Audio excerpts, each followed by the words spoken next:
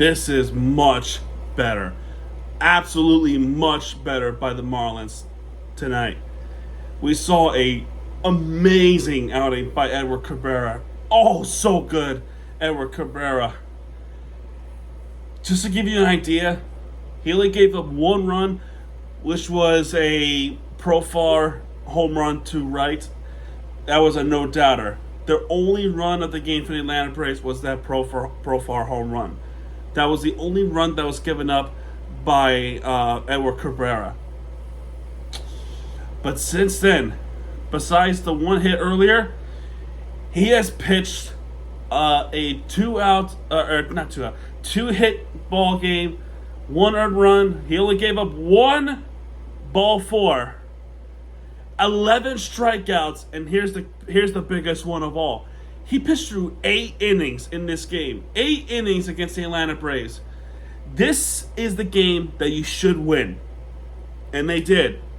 They did just that in this game. Now, it would have been perfect if they won last night's game too. I'm still holding that grudge. Because then, what last night would have done, along with this one, is we would have been over 500. I would have bet we would have been up 500 with this. But no, we're a game under 500 still, trying to get back to 500 mark, and we still have a chance to do so in this series. But my God, Edward Cabrera was awesome. He was awesome in this game. Elder pitched through 6 innings. He gave up 7 hits, 5 earned runs. All of them were from all of them he was responsible with. The Marlins offense, 9 base hits, again with Atlanta with 2.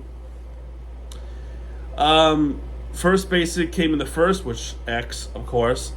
1, 2, 3, 1, 2, 3. Yeah, there was that single from Harris, that one of the only hits for Atlanta. Albies going to first base did not count because it was a fielder's choice. Top of the 3rd inning, Dane Myers worked the walk. Grant Pauly was grounded out. Myers able to go to second. X, however, he singled to right. He was able to get through, and Dane scores to make it 1-0 Miami. Awesome. Stowers struck out swinging, and Ramirez grounded to third. Not good news right there. The only walk in the entire game was Profar in the 3rd inning, but that's it for Edward Cabrera. That is it. 4th inning, maybe the best inning. Hernandez, he's so good, I swear. He's red hot right now. He reached on an infield single, which was, he beat it out. And then there was a wild pitch from Elder that allows Hernandez to score. By the way, there was that situation, I think it was the 2nd inning, where White struck out swinging, and then they were trying to get Albies at second, and there was a little confusion there, but it was strike 3. But anyway, back to the 4th inning. Lopez grounded to third. Marcy doubles to left, and how about check on Marcy? He continues to impress. He literally continues to impress to start his career with the Marlins. And guess what? He got another RBI double. Hernandez scores to make it 2-0 Miami. And Troy Johnson, after that, singled to right to make it 3-0 Miami. Marcy is able to go home, which is freaking awesome, man. It was awesome. Then the next 2 outs were ground outs and ground outs. Bottom of the 4th, 1, 2, 3, because of course. Top of the 5th inning, once again. Flight out left is Edwards. Stowers walked. Ramirez lined up to left. So you got 2 outs. Heriberto Hernandez is up, and he crushed his baseball to left. Goodbye. Make it a 2-run home run for Heriberto Hernandez. And it's 5-0 Miami. That's good news, right? Now at that point, do we ask ourselves, can they hold on to this? I would have preferred if they score more, just so that we are insured to win this game. Lopez reached an infield single, which is awesome, but Marcy unfortunately flied out to left. But the good news is that our pitching has been really good, except for the 6th inning, though. The only home run given up was Profar, like I said earlier. That was a home run to right to make it 5-1 Miami, which would be your final score. But what about the rest of this game? Couple of base hits, top of the 7. Kyle Stowers single to left. Ramirez was hit by a pitch, and this is Dodd, by the way, who's now pitching in for Elder. 2 men on with 1 out, and you couldn't. There was no more runs scored on that. There was nothing there. Bottom of the 7th, 1-2-3. Top of the 8th. This is another questionable decision for Clayton McCullough. Is that why the hell would you put Eric Wagaman to pitch it for Jacob Marcy? And then you have Derek Hill pitching for Troy Johnson. Wagaman pitch hitting for Marcy really confused the heck out of me. Why? I don't get it. I don't understand why you would do that. Jacob Marcy is a center fielder. And now you have Wagman to come in for first base because now you have to pinch hit Troy Johnson to fill in the center field spot. I don't understand that move. I really don't understand that move. It's just, I don't know. I don't get that move. But still, 1-2-3 inning. Because, of course.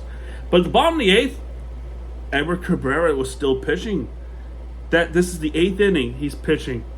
And he got through it 1-2-3. Actually, not even that. He struck out the side. He struck out the entire side. He was awesome. He was absolutely awesome in this game. 9th inning, there was an Edwards single, because of course, and nothing there. Bottom of the 9th inning, they give that ball to Fauché. He only worked the walk from Baldwin, but that's it. Final score of this game, 5-1. Miami to even the series 1-1. We should have been up 2-0, but I'm happy with this one as they have rebounded from the last night's gut-punching loss. Now, tomorrow is going to be a long day. Tomorrow is going to be a doubleheader, which tomorrow's first game is still undecided, but I have a feeling it's probably going to be somebody that we picked up from the Houston trade, which is, I think his name is Ryan Gust. I'm willing to bet that's going to be who we're going to see. I'm willing to bet that. And then the second game, yeah, it's Ryan Gusto. I have a feeling it's going to be Ryan Gusto. Second game, it's Sandy. It's Sandy Alcantara in the second game. In the second game of the doubleheader, which is going to be 7:15. That's going to be against Eric Fedde. Another winnable game, especially game 2. Well, game 2 is a winnable one. Eric Fedde, I don't care who his name. He is 3 for 12 in the season with 5.32 ERA. That game you have to win. The first game, it might be